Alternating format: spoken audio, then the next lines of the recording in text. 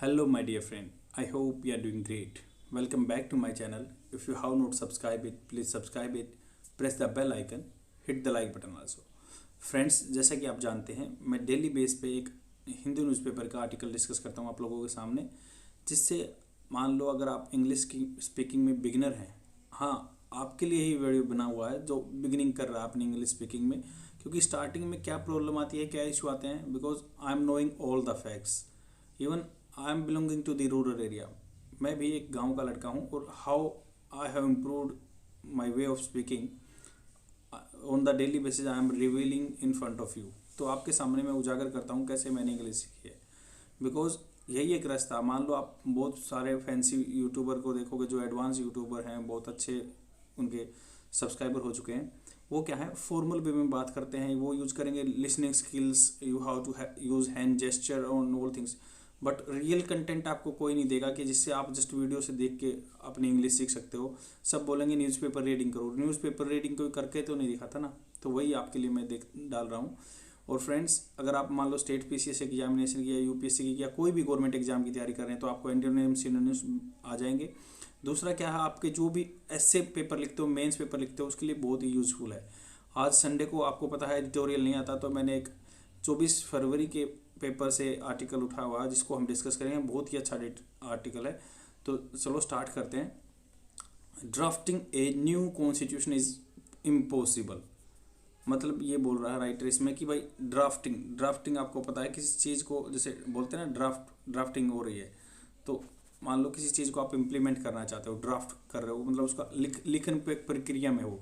Drafting a new constitution, नया संविधान लिखना इज इम्पॉसिबल, बहुत ही इम्पॉसिबल टास्क है। क्यों टास्क है, अभी डिस्कस करेंगे। इसमें क्या हुआ है कि तेलंगाना के जो सीएम है उन्होंने कुछ बोला सेंट्रल गवर्नमेंट के, हालांकि सभी जो स्टेट गवर्नमेंट के लीडर हैं वो बोलते हैं, क्योंकि सेंट्रल पार्टी अब क्या है, सेंट्रलाइजेशन के थ्रू जा रही है, वो किसी की हिंट नहीं लेते हैं या किसी का सजेशन नहीं लेते हैं कोई भी लॉ बनाने में, या फिर वो अपना कंट्रोल करते हैं। उसके बारे में डिस्कस करेंगे। बहुत सारे पॉलिटिकल जो केसेस हैं वो आएंगे इसमें, और आपको इंग्लिश का वर्ड टू वर्ड मैं बताऊंगा। लास्ट में आपको मैं वोकेबलरी वर्ड्स की पीडीएफ भी दे दूंगा, जिसमें आप स्क्रीनशॉट लेके अपना कर सकते हैं। और आपको न्यूज़पेपर रीड करना चाहिए, मतलब सुनने के बाद करो, आपको पता चलेगा कि क्या क्या कैसे हैं, बहुत ईजी हो जाएगा। हिंदू न्यूज़पेपर का हवा बना रखा है, वो आपके लिए बहुत ईजी हो जाएगा। Drafting a new constitution is impossible, बहुत अच्छा आर्टिकल और लेंथी भी है, आपको बहुत अच्छा इसमें मिल जाएगा। हाफ एन आवर की वीडियो में आपको थोरोली स्टडी हो जाएगी। Recently the chief minister of Telangana के जो चीफ मिनिस्टर हैं रिसेंटली सेड, उन्होंने कहा India needs a new constitution. तो उन्होंने कहा कि भाई इंडिया का नया कॉन्स्टिट्यूशन बनना चाहिए। तेलंगाना के जो सीएम हैं, अकॉर्डिंग टू हिम, उसके द्वारा governments at the centre over the years मतलब कई साल हो गए, over the years have been suppressing the power of the states. तो पावर ऑफ द स्टेट्स जो है, स्टेट गवर्नमेंट की पावर को सप्रेस कर रहे हैं। सप्रेस करना होता है दबाना। तो आप नॉर्मल कन्वर्सेशन में भी इसको ऐसे यूज कर सकते हैं कि भाई आप you are trying to suppress me, तो आप मुझे दबाने की कोशिश कर रहे हो, या you are trying to cripple me. Cripple होता है किसी को बहुत कुचलना, you are trying to cripple me, तो ऐसे ही सप्रेस। बीइंग ए सिटीजन, देखो ये बीइंग ए सिटीजन, एक नागरिक होने के नाते, ऐसे बोलोगे ना इसको हिंदी में, नागरिक होने के नाते बीइंग ए सिटीजन। तो बीइंग ए, मान लो किसी एकेडमी में पढ़ते हैं, being an IITian I have to know each and everything, तो ऐसे ही बोलेंगे being a Indian, being a citizen, a constitutional head of the state. Constitutional head है वो, क्योंकि मान लो सीएम एक कॉन्स्टिट्यूशनल पोस्ट है, कॉन्स्टिट्यूशनल हेड है वो। ही वॉज नॉट रॉन्ग, वो गलत नहीं थे इन exercising his fundamental right. Exercising मतलब अगर आपको कोई संविधान एक्सरसाइजिंग करना होता है, प्रैक्टिस करना, मतलब आपको पता होगा कि प्रैक्टिस करते हैं, तो वो अपना fundamental right, his fundamental right to express his view freely, तो अपने फंडामेंटल राइट को वो फ्रीली एक्सप्रेस कर रहे हैं। क्योंकि जो अपने संविधान के आर्टिकल 19 में लिखा गया है कि भाई freedom of speech and expression, आपको फ्रीडम है, आप कुछ भी एक्सप्रेस कर सकते हैं, जो मतलब अपने कंट्री के लिए डिसहार्मली। उसमें एक्सेप्शन भी है, अगर मान लो आप कंट्री की सोवरेनिटी को या इंटीग्रिटी को हार्म पहुंचा रहे हो, तो आप ऐसे कुछ नहीं बोल सकते, या किसी के लिए हेट्रेड स्पीच नहीं बोल सकते। बट वो बोल रहे हैं कि भाई उसने यूज़ किया अपना आर्टिकल 19 का पूरा और freedom of speech and expression का, और उसने बात कह दी है कि हम एक नया लेजिस्लेशन बनाना चाहिए जो सेंटर है सप्रेस कर रहा है।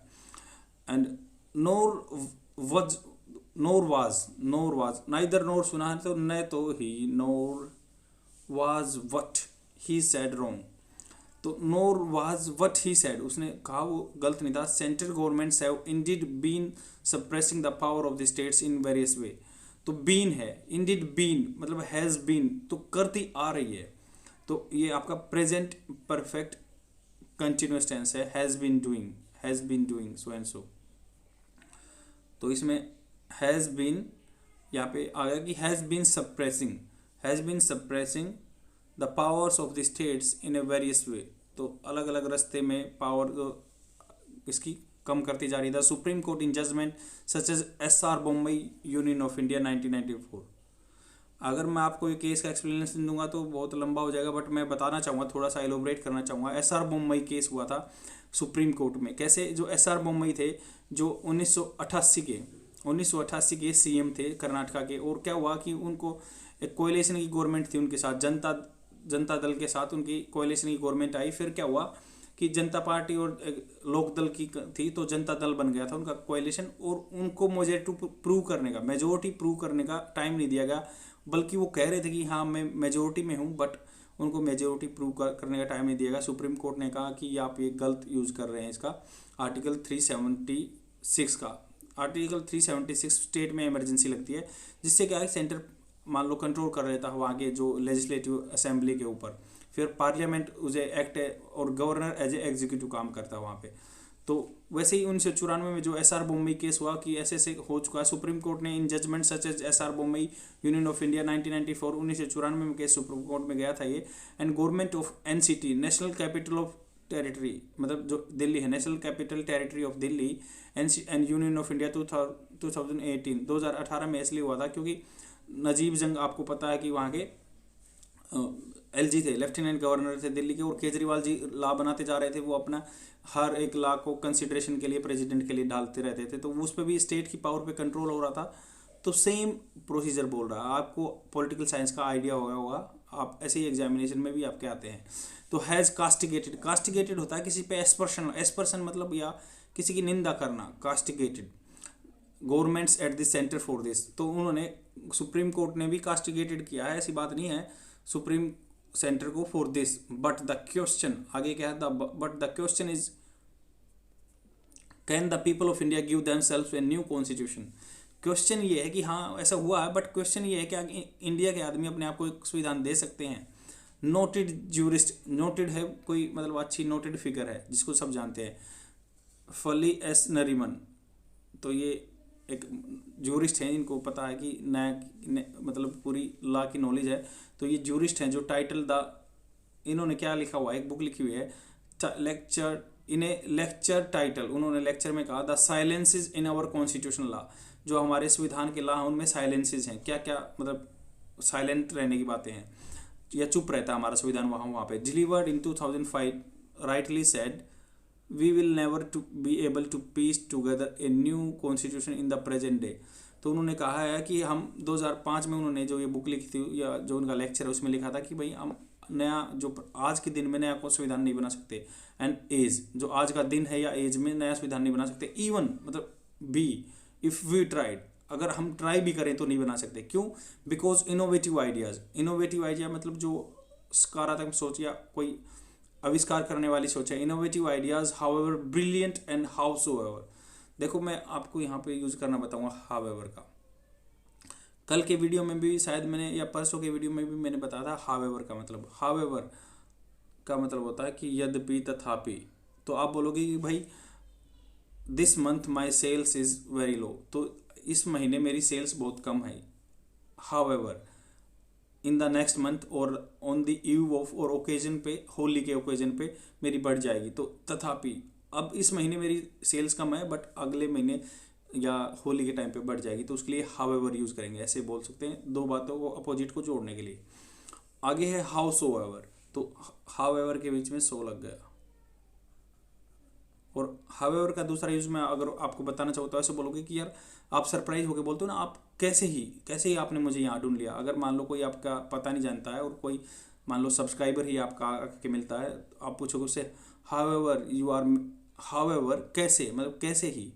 However you manage to get me here, आपने मुझे पाने के लिए कैसे कैसे मैनेज किया कि आप मुझे मिल गए यहाँ पे।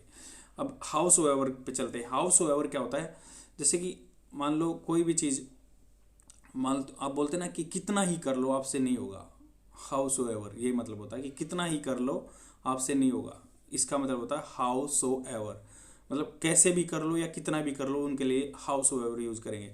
मान लो howsoever you will study you will not pass, कितना ही तुम स्टडी कर लो पास नहीं होगे, कैसे भी तुम स्टडी कर लो, एंड कैसे भी या कितना ही भी का मतलब होता है हाउस ओवर। आई होप आपको क्लियर हो चुका होगा।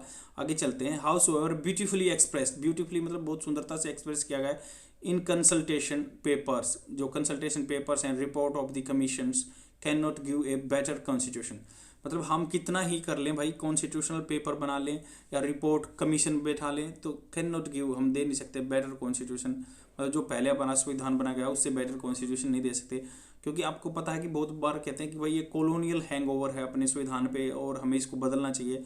तो इसमें राइटर अपने व्यू रिप्रेजेंट कर रहा है कि however we can not give us a better constitution, in constitution making there are other forces that can not and must ignore. तो कॉन्स्टिट्यूशन मेकिंग में अदर फोर्सेज भी हैं जिनको हम इग्नोर नहीं कर सकते, नकार नहीं सकते, नेगेट नहीं कर सकते।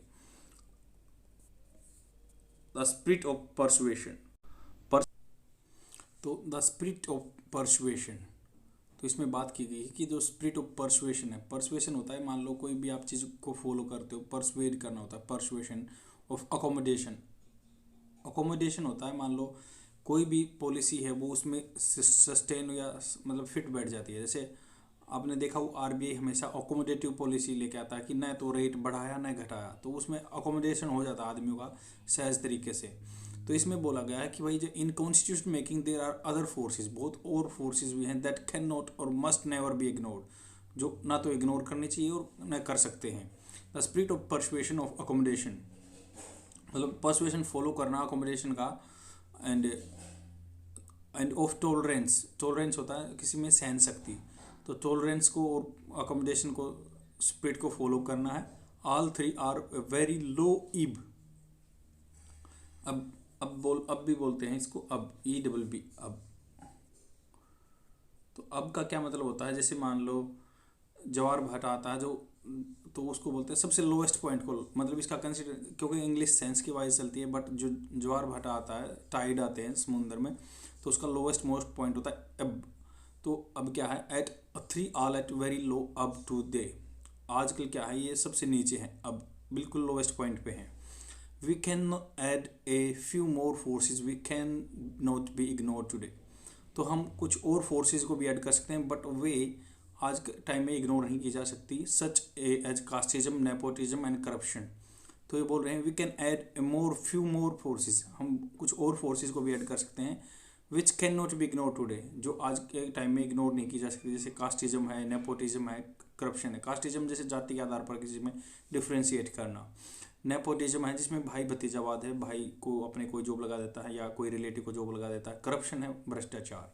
तो इन चीज़ों को भी फोर्सेज हैं जो which can not be ignore, आज के टाइम में इग्नोर नहीं की जा सकती, जैसे कि ये प्रॉब्लम है।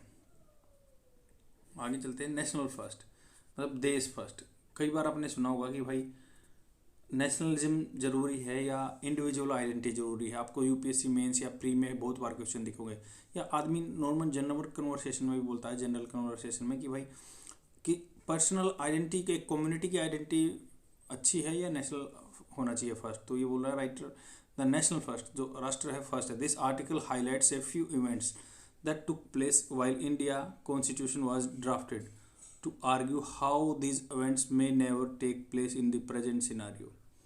The first is the appointment of the B R Ambedkar, जो आज के सिनारियो में ये नहीं होंगे बट ये पुराने टाइम पे हुए हैं जब कॉन्स्टिट्यूशन बनाया गया।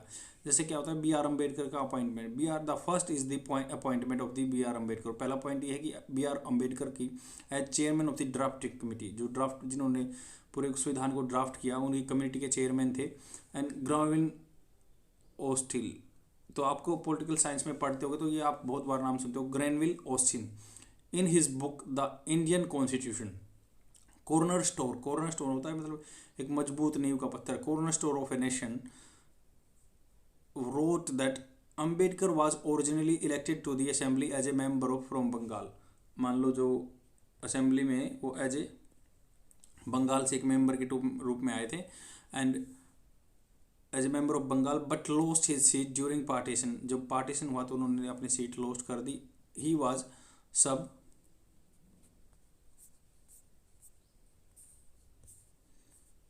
ही वाज सब्सिक्वेंटली होता है उसके बाद, मतलब कोई इवेंट होता है उसके बाद के टाइम को बोलते हैं सब्सिक्वेंटली।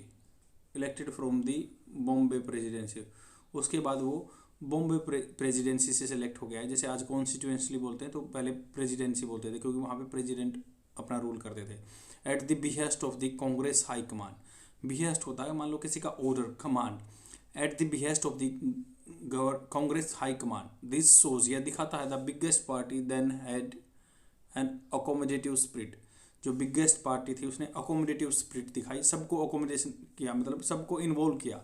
आज के टाइम में बोलते हैं कि भाई कोई भी पार्टी अपना अकोमोडेटिव सब्सटेंस या नहीं लेती है, स्टांस नहीं लेती है। स्टांस होता है मतलब आगे कदम नहीं लेती है। क्यों?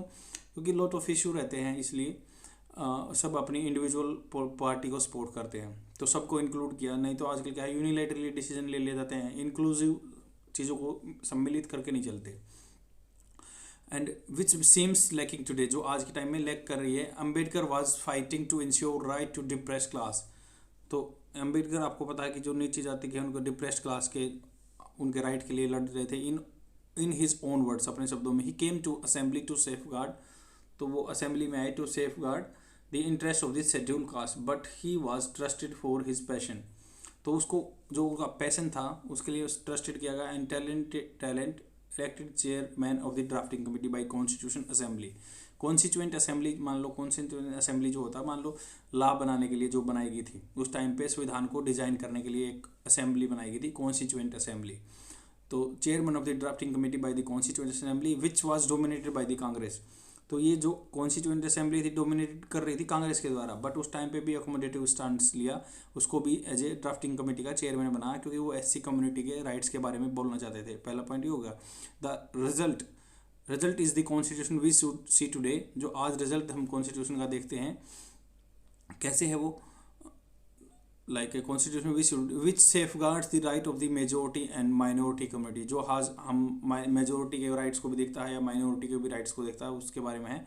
And today when we caste nepotism, जैसे व्हेन कास्ट, जो आज के टाइम में कास्ट, जाति, nepotism play a pivotal role in the electing even a ward member. तो वार्ड मेंबर को सिलेक्ट करने में भी आज के टाइम में हम कास्ट, जाति को देखते हैं या नेपोटिज्म, भाई भतीजावाज को देखते हैं। उस टाइम पे ऐसा नहीं देखा गया था। Consensus over A new constitution would be impossible. तो जो कंसेंसस मतलब आपने माइंड का यूज़ नहीं हो सकता, क्योंकि आज हम भी प्रेफरेंस वोट डालते टाइम में कास्टिज्म को या नेपोटिज्म को प्रेफरेंस देते हैं। तो इसलिए लॉ फ्रेम करेंगे तब कैसे हो सकता है कि हम अपने मतलब दिमाग का यूज़ करें, कंसेंसस का यूज़ करें या सहमति ना मिले। कंसेंसस मतलब सहमति ना मिले, और कंसाइंस का यूज नहीं होता। इट टुक 2 ईयर, इसने लिए 2 साल 11 महीने 18 दिन ड्राफ्ट होने में संविधान का। तो ये आपका 1 लाइनर क्वेश्चन है, किसी भी एग्जाम में आ जाएगा। During this period the members read the constitution of other nation. उन्होंने दूसरे देशों के संविधान को पढ़ा। एंड कंसल्टेड, तो एक दूसरे से कंसल्ट किया, सलाह ली, कॉन्स्टिट्यूशनल एक्सपर्ट से सलाह ली। Drafted the constitution and debated, उस पर डिबेट हुआ। रीड्राफ्टेड इट, तो उसको रीड्राफ्ट किया। एंड अप्रूव्ड इट, रीड्राफ्ट किया, उसके बाद इसको अप्रूव भी कर दिया। ड्यूरिंग कॉन्स्टिट्यूएंट असेंबली डिबेट्स, जैसे जो कॉन्स्टिट्यूएंट असेंबली के डिबेट होते थे, assembly debates, if 5 minutes were wasted 1 day, अगर मान लो 5 मिनट वेस्ट किए गए एक दिन में, क्या है कि if 5 minutes were wasted 1 day the house would assemble 5 minutes earlier that next day. उस टाइम पे क्या हुआ था कि भाई ऐसे नहीं कि 5 दिन एक दिन लेट हो गए तो अगली बार 5 मिनट पहले सेशन चलना स्टार्ट हो गया नेक्स्ट डे का।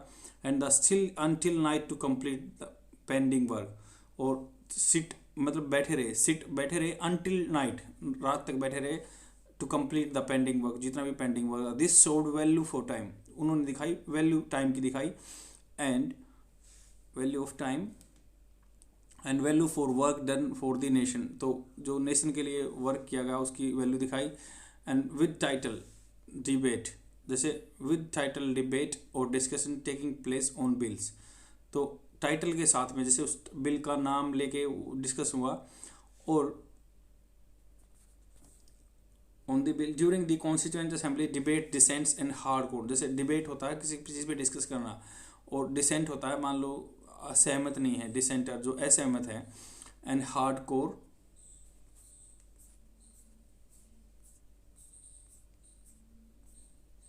क्रिटिक्स वर टॉलरेटेड। तो जो क्रिटिक्स थे उनको भी टॉलरेट किया गया उस टाइम पे, जो हार्ड कोर क्रिटिक्स थे, आलोचना करने वाले थे, एंड देयर सजेशन, उनके सजेशन को भी लिया गया। इफ़ फाउंड एप्ट, मान लो उसको पाया गया कि भाई उपयुक्त माना गया तो उसको लिया गया। वर अकोमोडेटेड, उनको सम्मिलित किया गया, accommodated. If their suggestion were not found apt, अगर मान लो उनके सजेशन उस टाइम पे सजेशन एप्ट नहीं मिले, उचित नहीं मिले, there would be a healthy debate, healthy debate हुआ। Now bill are pass without allowing opposition like opposition members to express their views. आपको पता है कि अब ऐसा हो रहा है कि भाई उसमें अपनी जो पार्लियामेंट में डिस्कशन भी नहीं हो रहा है, यूनिलेटरल डिसीजन लिए जा रहे हैं। अभी राइटर ये पॉइंट आउट कर रहे हैं यहाँ पे। And let alone accommodated their suggestion, तो अकेले आदमी के ही अब सजेशन अकोमोडेट हो रहे हैं सजेशन, और किसी का सजेशन नहीं लिया जा रहा। उस टाइम पे ऐसे हुआ था। तो क्या है, third, the member of the constitution assembly emerge from the clutches of the colonial rule. Clutches होता है, जैसे क्लच मान लो दोनों हाथों को ऐसे बोलते हैं ना, गेम में भी होता है क्लच पे पोजीशन चलेगी। जैसे अगर आपको रेसलिंग की नॉलेज हो तो फ्री स्टाइल रेसलिंग में ऐसे होता है क्लचेज पे। बट यहाँ पे क्लचेज का क्या मीनिंग है, जो मान लो लेडीज क्लच बालों में भी लगाते हैं क्लचर, तो क्लचेज का मतलब है सिकंजा। तो जब उस टाइम पे जो अपनी जो कॉन्स्टिट्यूएंट असेंबली थी एमर्ज हुई थी from the clutches of the colonial rule, जैसे अंग्रेजों के रूल से हम बाहर आए थे, दे न्यू, वो जानते थे, the suffering that they and the nation had undergone, वो जानते थे कि जिस सफरिंग से वो और उनका देश गुजरा है, उनको पता था। एंड वर डिटरमाइन, बहुत मतलब स्टेड फास्ट, डिटरमाइन बहुत निश्चित था उनका, to frame constitution and spelled out, spelled out होता है किसी को एक्सप्लेन करना, fundamental rights which allow every one individual a right to live their life with liberty and dignity. आपको पता है लिबर्टी एंड डिग्निटी वाला आर्टिकल 21 है फंडामेंटल राइट। तो वो ऐसे ला लेके आए, उस टाइम पे लिबर्टी और लिक्विड रह सकते थे, क्योंकि वो जो अंग्रेजों के दुख से बाहर निकले थे, उनका देश बाहर निकला था।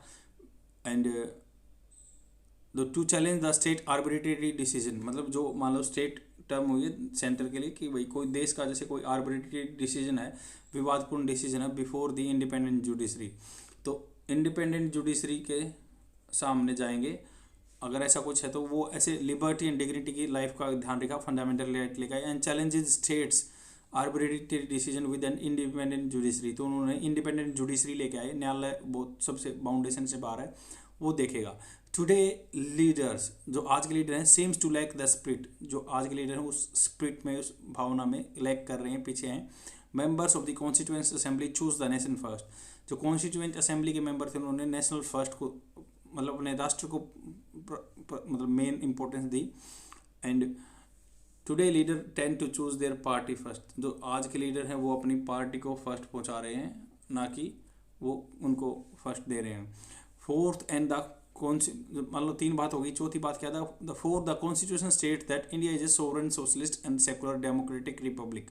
आपको पता है कि sovereign socialist secular democratic Republic, ये अपने संविधान की प्रीएम्बल में लिखा हुआ है, प्रस्तावना में।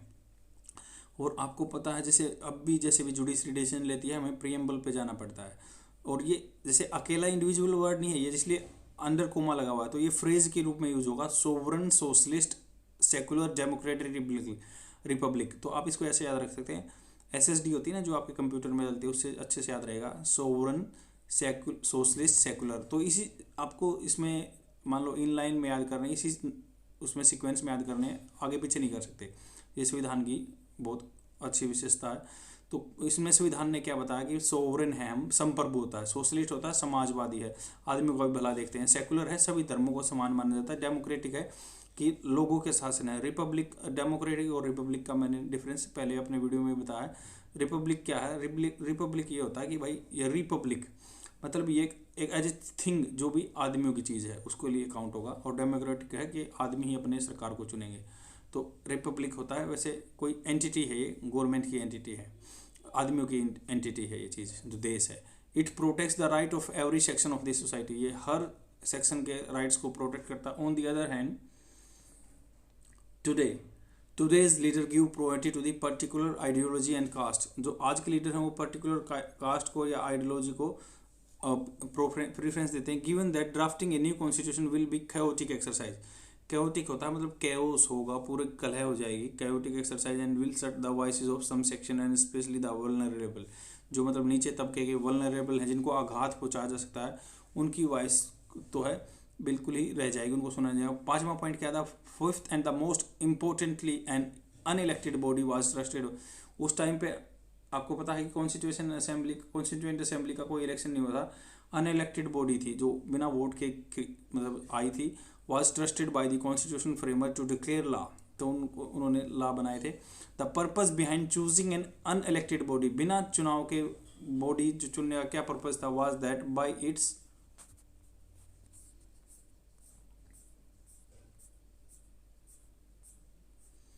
True of being not answerable to any except the constitution, तो बिना इलेक्ट किए ही इसलिए पार्टी बनाई थी कि किसी को आंसर नहीं देना था, उनको खुद को आंसर देना था, संविधान के लिए अकाउंटेबल थे वो। नहीं तो मान लो किसी पार्टी से या किसी के आदमी को चुनने द्वारा, तो आदमी पर्टिकुलर कम्युनिटी को जो के लिए लॉ बनाते वो अपने आप बनाए थे। ये क्या है, इसमें होल आर्टिकल में क्या है डिस्कस कर रहा है राइटर कि भाई पहले क्या था, जैसे अब अपने पुराने आदमी बोलते हैं ना कि वो तो ये कर गए आप वो नहीं कर सकते, वो चीज़ एक ही है। हालांकि देखो हमें दोनों पर्सपेक्टिव देखने हैं, आज भी अच्छे अच्छे जो पॉलिटिकल लीडर हैं अच्छे हैं और वो कंसाइज हैं, बट कुछ apart from the some particular thing, मतलब कुछ आदमी ऐसे हैं वो कि पीपल हैं पर्टिकुलर, वो हमेशा यूनिलेटरली डिसीजन लेते हैं, ऐसा होता है समाज में। तो वी हैव टू मतलब work on that particular part. तो आगे चलते हैं, राइटर क्या बोल रहा है, राइटर की थिंकिंग जानते हैं हम क्या। The judiciary can adjudicate, adjudicate होता है फैसला सुनाना, dispute in an independent and free fair and impartial manner, तो फ्री में और मतलब फेयर में और इम्पार्शियल मतलब किसी की तरफ पार्शियल नहीं होना, झुकाव नहीं होना, खुद इम्पार्शियल मैनर में न्याय संगत चीज़ें करते हैं।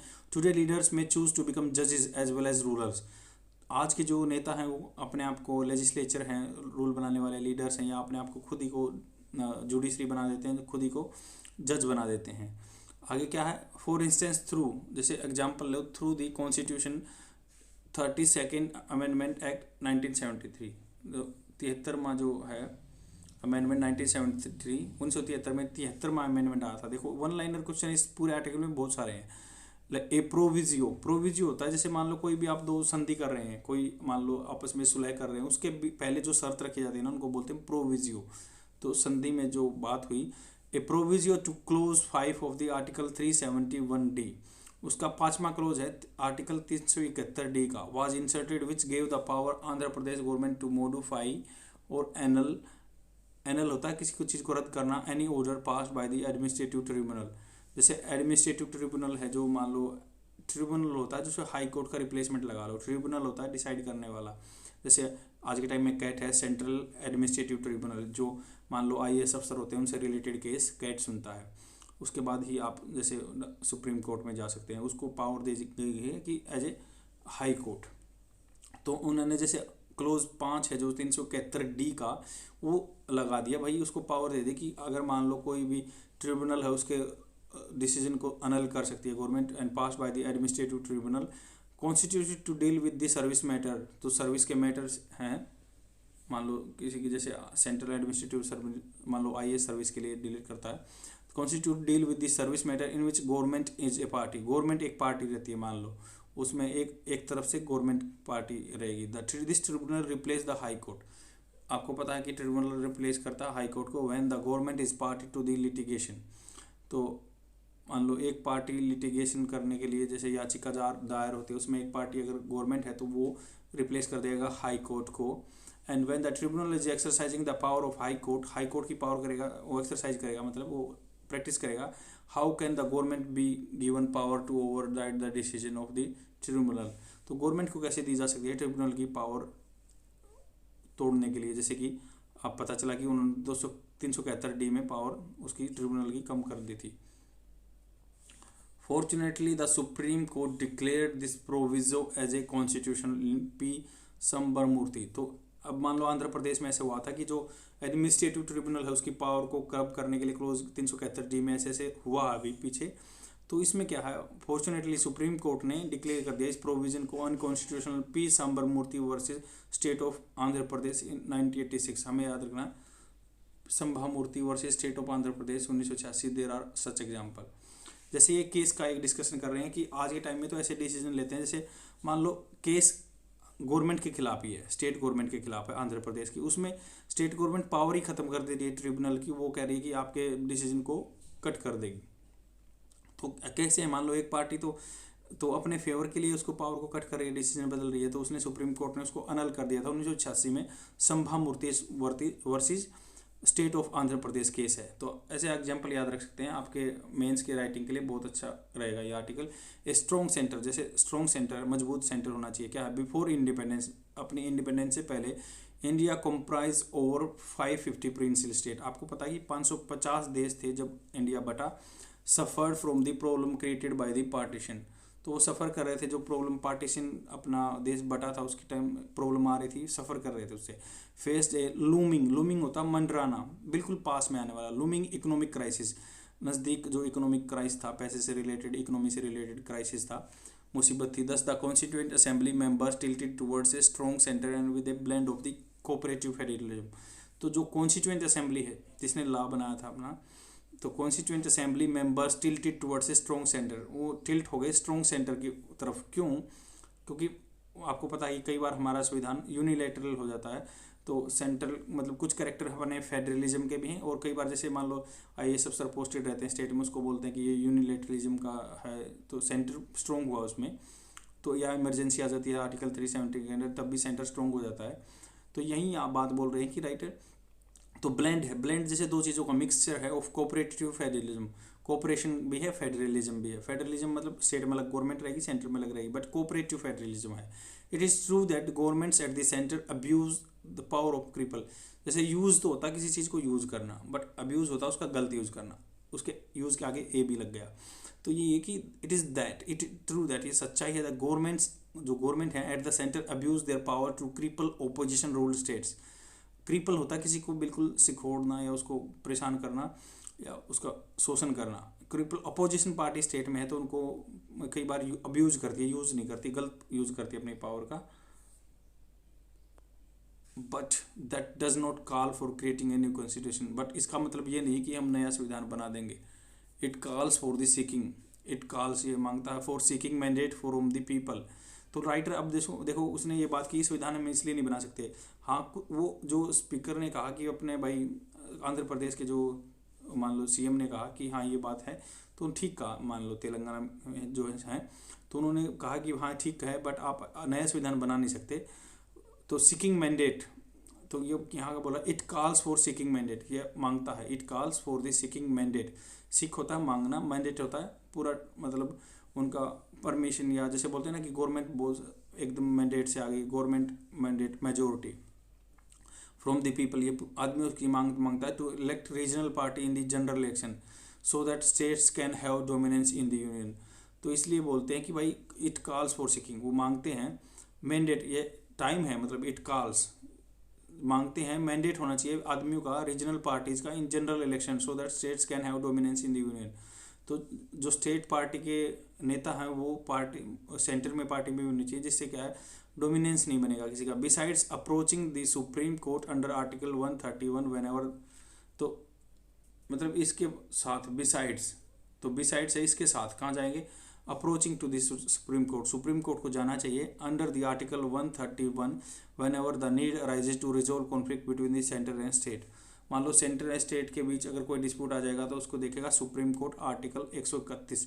मान लो कुछ है क्या, स्टेट पार्टी को भी सेंटर एक सोल्यूशन बता रहा है, जैसे आंसर राइटिंग में होती है, तो कुछ पार्टी को हक मिलना चाहिए कि भाई स्टेट सेंटर में भी लड़ें, उसके लिए स्ट्रॉन्ग बन जाएं, वो भी अपने बातों को रख सकें। जैसे आपको पता है कि राज्यसभा के थ्रू जाते हैं स्टेट रिप्रेजेंटेटिव। आर्टिकल 131 के अंदर स्टेट के अगर डिस्प्यूट है तो मान लो स्टेट या सेंटर का डिस्प्यूट है तो सुप्रीम कोर्ट में जाते हैं। The chief minister should remember, तो चीफ मिनिस्टर को याद रखना चाहिए that if he could become the chief minister of Telangana, तो चीफ मिनिस्टर को याद रखना चाहिए कि अगर वो तेलंगाना के चीफ मिनिस्टर बने हैं ही कुड बन सके हैं, तो it is the only because of the present constitution. तो उनको पता है कि आप सीएम बने हो तो कॉन्स्टिट्यूशन संविधान की वजह से ही बने हो।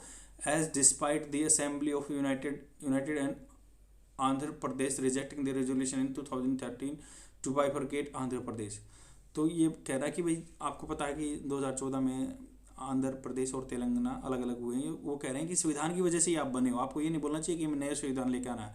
चीफ मिनिस्टर शुड रिमेंबर, उसको याद रखना चाहिए ही कुड बिकम, बन सके हैं, कैन का सेकंड फॉर्म होता है, तो वो बन सके हैं पास्ट में, become the chief minister of Telangana. It is the only because of the present constitution, संविधान की वजह से ही बने। एज डिस्पाइट मतलब इसके बावजूद द असेंबली ऑफ यूनाइटेड जब इकट्ठा आंध्र प्रदेश था, rejecting the resolution in 2013 to bifurcate Andhra Pradesh. तो 2013 में आंध्र प्रदेश ने जो बांटने का था वो रेजोल्यूशन वो स्ट्रक डाउन कर दिया था। It was parliament which by exercising power conferred under article 3 of the constitution.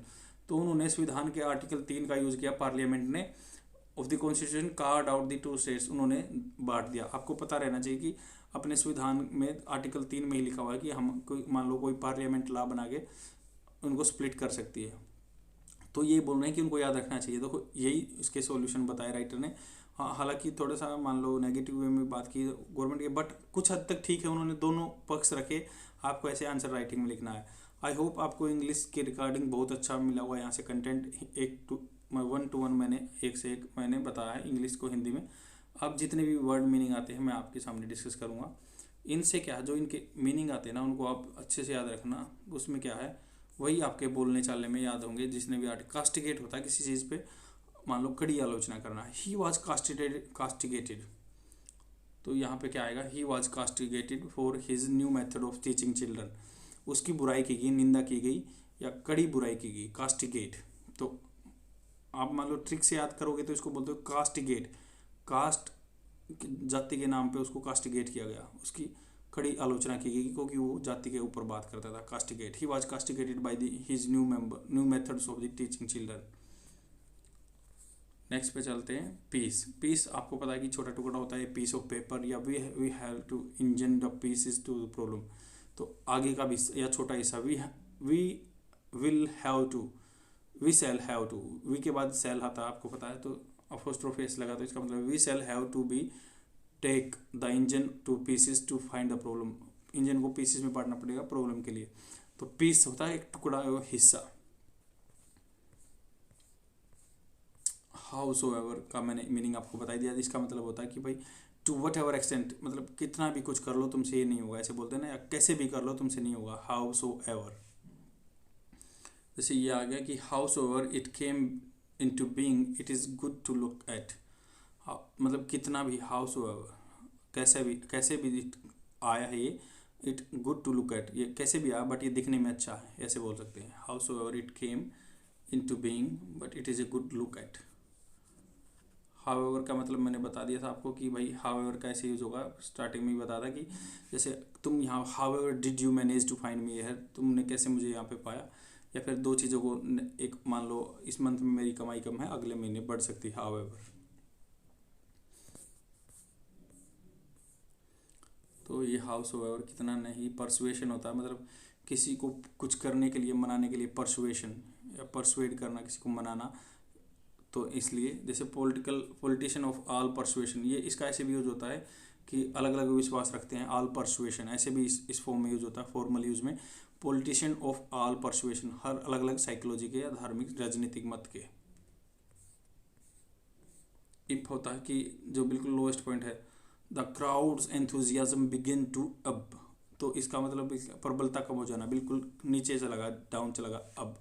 तो ऐसे ही है कि भाई मान लो आप सोचते हो कि कई बार आपका भी मोटिवेशन लेवल नीचे चला जाता है, तो बोलोगे like my motivation began to ebb, मेरा बिल्कुल शुरू हो गया कम होना, मेरा एंथुजियाज्म या मोटिवेशन।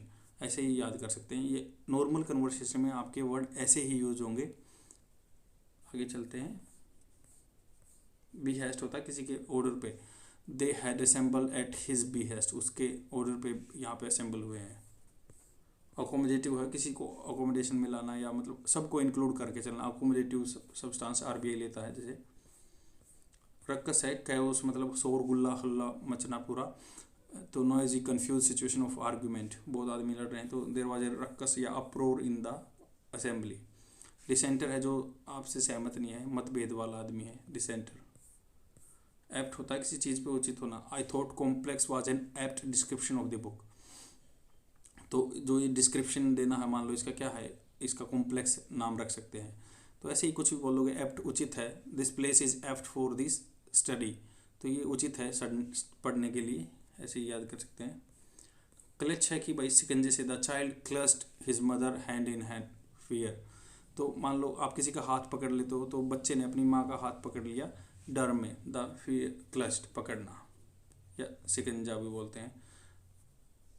तो प्रोविजो है जो he agreed to visit the proviso that they should have no longer than a week, तो समझौते से पहले जो संधि होती है उसको बोलते हैं प्रोविजो। आई होप आपको सब चीज़ें अच्छे से समझ पाई होंगी। अगर आपको कहीं कोई इंप्रूवमेंट लगता है कि मुझे करना चाहिए तो कमेंट सेक्शन में जरूर डालिए। Thank you for all your support and thanks for watching, bye.